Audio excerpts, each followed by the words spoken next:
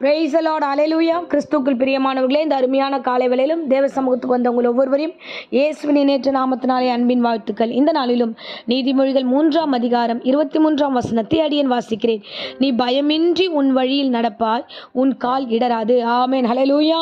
நீங்கள் பயமின்றி உங்கள் வாழ்க்கையில் நடக்கணும்னா அதுக்கு முன்பதாக இருக்கிற வசனத்தை நம்ம வாசிக்கணும். என்னன்னா, தேவனுக்கு பயப்படுகிற பிள்ளைகளுக்கு ஆண்டவர் ஞானத்தை தருகிறார்.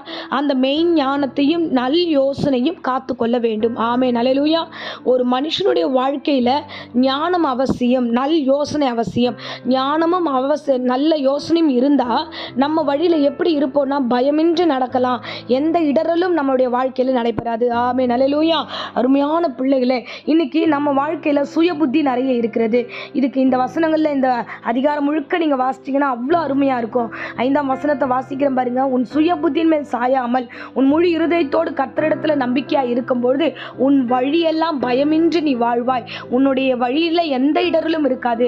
அப்ப நம்ம சுய புத்தியின் மேல நிறைய பிளான் இருக்கு, நிறைய காரியம் இருக்கு. இந்த சப்ஜெக்ட் படிக்கணும், இந்த மாதிரி நல்ல ஒரு வேலை போகணும், இந்த மாதிரி ஒரு வீட்டை கட்டணும், இந்த மாதிரி ஒரு திருமண காரியத்தை பண்ணணும் அப்படின்னு நிறைய பிளான்ஸ். இந்த பிரசங்கத்தை கேட்குறவங்களுக்கு அநேக ஐடியாஸ்கள் இருக்கலாம். ஸோ எல்லா ஐடியாவுமே கர்த்தர் கொடுத்துதானா? இல்லை. நம்ம சுயத்தினால சில விஷயங்களை செய்கிறோம், உணர்ச்சி வசப்பட்டு சில முடிவுகளை நம்ம எடுக்கிறோம். இது இப்போ இருக்கும்ட்டு ஓகே, இன்னைக்கு நீங்கள் ஒரு முடிவை எடுக்கிறீங்க, இன்னைக்கு ஒரு விஷயத்தை செய்றீங்க. நாளைக்கு என்ன நடக்க போகுது, வருங்காலம் எப்படி இருக்க போகிறது, நம்ம மனநிலைமை எப்படி அப்படி மாறப்போகுது, எதுவுமே நமக்கு தெரியாது.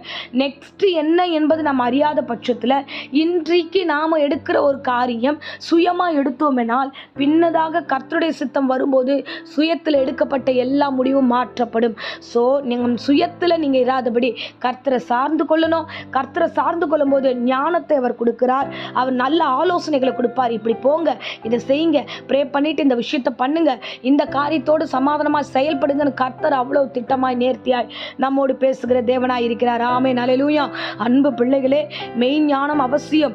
தேவன் உங்களோடு பேசுகிறதை நீங்கள் புரிந்து கொள்ளுகிற அளவுக்கு உங்களுக்கு ஞானம் அவசியம்.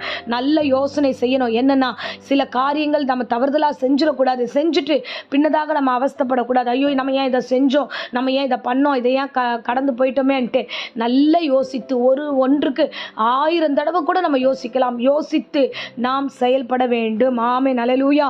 அப்படி ஒரு காரியத்தை நம்ம செய்யும்போது நம்ம வழியில் பயம் இல்லாமல் போகலாம். ஏன் தெரியுமா? நான் ஜெபம் பண்ணேன், கர்த்தர் என்னை நடத்தினாரு, ரொம்ப நாளாக இந்த விஷயத்தை யோசித்தேன். ஸோ தேவன் எனக்கு இப்படியாய் வழியை வாய்க்க பண்ணி நிற்கிறார். என் தேவ சித்தம் என்னவோ, என் தேவன் திட்டம் என்னவோ அதை நான் செய்ய விரும்புகிறேன் என்று உங்களை அர்ப்பணிக்கும் பொழுது, ஞானமாய் உங்களுடைய காரியங்களை நீ கர்த்தர் பக்கமாய் சாய்க்கும் போது, கர்த்தரை சார்ந்து கொள்ளுகிறவர்களை கர்த்தர் ஒருபோதும் கைவிட மாட்டார். கர்த்தரை சார்ந்து கொண்டு செய்யப்படுகிற செயல்பாடுகளை கர்த்தர் ஒரு நாளும் உங்களை விட்டு விலக மாட்டார். அவர் நிறைவேற்றுவார். சகலமும் நன்மைக்கு எதுவாய் நடத்துவார். ஆமென், அல்லேலூயா. உங்க கால் சிக்கி கொள்ளாதபடி கர்த்தர் காப்பார்.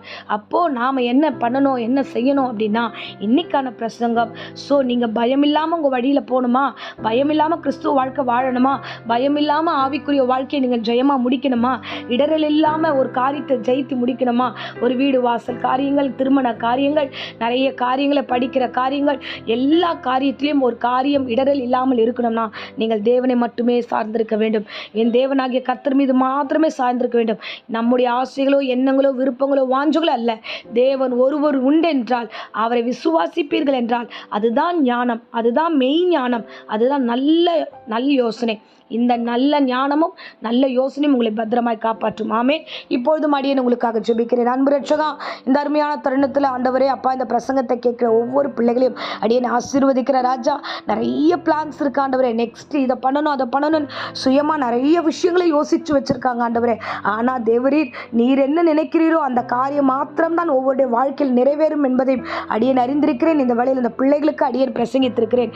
ஏசப்பா கர்த்தாவே, உம்மண்டையில சார்ந்திருக்க கிருபை தாங்க ஆண்டவரே. அப்பா, சுய புத்தி மேல் சாயாம ஆண்டவரே உண்மையே சார்ந்திருந்து மெய் ஞானத்தையும் நல் யோசனையும் பெற்றுக்கொள்ள கிருபை தருவீராக. ஆசீர்வதிங்க அப்பா. இவங்க வழிகள் எல்லாம் பயமில்லாமல் நடப்பதற்கு நீர் ஒருவர் போதுமானவர், நீர் ஒருவர் போதுமானவர், நீர் அதிசயம் செய்ய வல்லவர். பிள்ளைகளை பத்திரமாய் வழி நடத்தும், கால்கள் சிக்கிக்கொள்ளாதபடி காத்துக்கொள்ளும், பத்திரப்படுத்தும், ஆசீர்வதும், சகலமும் நன்மைக்கு எதுவாய் நடத்தும். கர்த்தருடைய தெய்வீக கரத்தில் ஒப்படைக்கிறோம் ஆண்டவரே. இந்த வேளையில யாராகிலும் வியாதி பலவீனத்தோடு, சோர்வோடு, பயத்தோடு இருந்தா எல்லா வியாதி, பயம், பலவீனம் பலவீனம் எல்லாம் இயேசு நாமத்தில் சபித்து கட்டுகிறேன். பூரண சுகமும் ஆரோக்கியமும் அந்த சருத்தை நிரப்பட்டும். கர்த்தர் தாமே பொறுப்பெடுத்து ஆசீர்வதிப்பீராக. இம்மட்டும் பிள்ளைகளை காத்தீர், இனியும் தொடர்ந்து காத்துக்கொள்ளும். வழியெல்லாம் ஆண்டவரே பயமின்றி வாழ உம்மை சார்ந்து கொள்ள கிருபை கொடும். இயேசு நாமத்திலே ஜெபிக்கிறோம் நல்ல பிதாவே. ஆமேன், ஆமேன். Praise the Lord. God bless you.